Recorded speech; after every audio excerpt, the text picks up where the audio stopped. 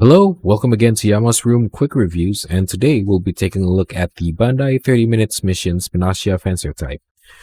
Well, there's not much I can say about the 30 Minutes Mission kits, except that they are very colorful, easy, and relaxing to build. They are also good for kit bashing with other parts or kits that uses a general 3mm peg or hole. I'll leave a card at the top side of the screen so you can check my build stream. You can see it there. And just like the Spinatia is sleek and very posable. However, unlike the Spinatia is very feminine in stature. If you've noticed, yes, the design are very reminiscent of Japanese oirans. If you don't know what it is, then feel free to Google it, because I'm not going to explain that here, but the design are there. And to be honest, I'm really digging it. I mean, the whole aesthetic, because back then oirans also serves as double agents and they know how to fight. So I kind of like that what they put here, especially the wings on the back that make them look like butterflies. And also, their legs is slightly different than the Spinacio, whereas the Spinacio is more streamlined from thigh to shin to feet. The Spinacia is more wider on the thigh, but sleeker on the shin, while having a stiletto-like feet. So yeah, I kind of dig the differences here between the more masculine Spinacio and the feminine Spinacia. So let's start with the posability. As you can see, the head is on a ball joint, so you can actually rotate them all the way back and forth, and it has that giggity moves right at the neck. And the head itself can tilt left and right, no problem. There's a huge range, and you can even turn it 360, no problem. The arm, the shoulder piece, it also has a joint there, so you can move the piece out words, so you can have actually a huge range. They move with the shoulders, so don't worry.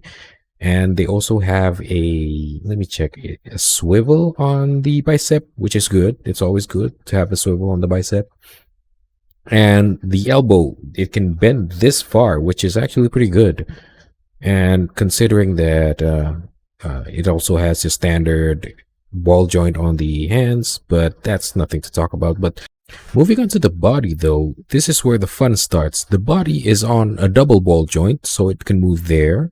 It can move no problem at the hip also, and it can tilt left and right at the, hold on, let me check. Here we go. It can move back and forward, no problem. Backward, forward, backward. And let's move on to the legs.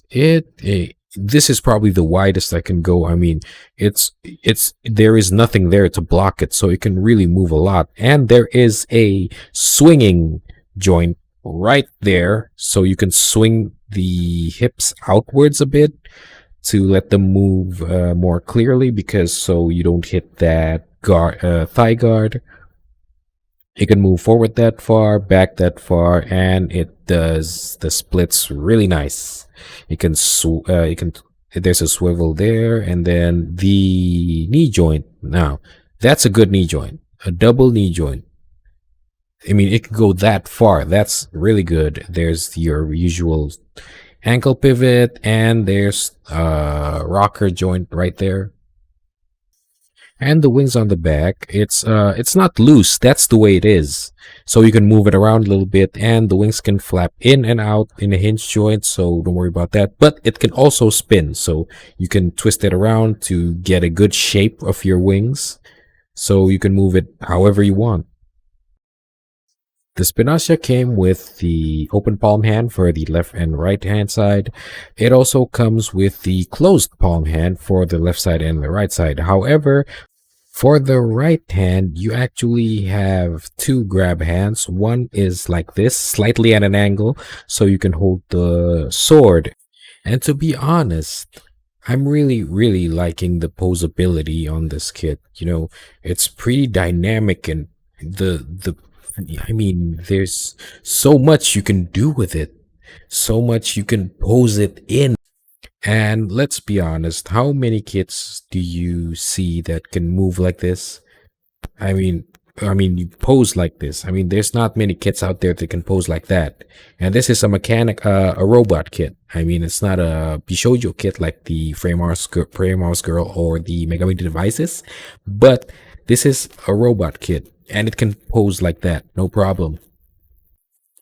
So what can I say about this kit that hasn't been said before? Well, like I said again, this kit is very cheap, very easy to build, and very simple. And the fact that it's colorful and you can actually mix and match it with other parts from the other 30 minutes mission kit, this is actually a great value, especially for someone who has never built a Gundam model kit or of their sort. 30 minutes mission is a good place to start. And with this, I can safely give this kit say I recommend it.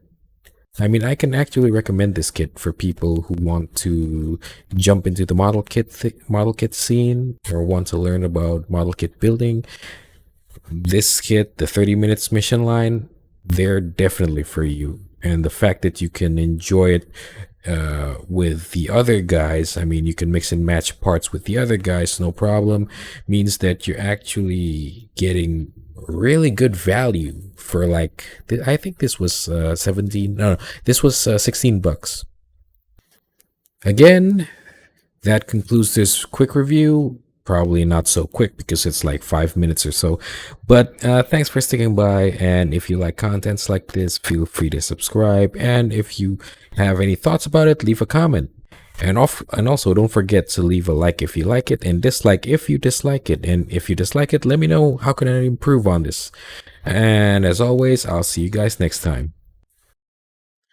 And hey guys, a quick closing from me. I've noticed an increase in views and subscription on the channel. And for those of you that has sticked around or just recently joined with me, thank you very much, very much appreciated. And I hope I can improve the quality of my content for to better facilitate the reviews and the topics. And again, I'll see you guys next time.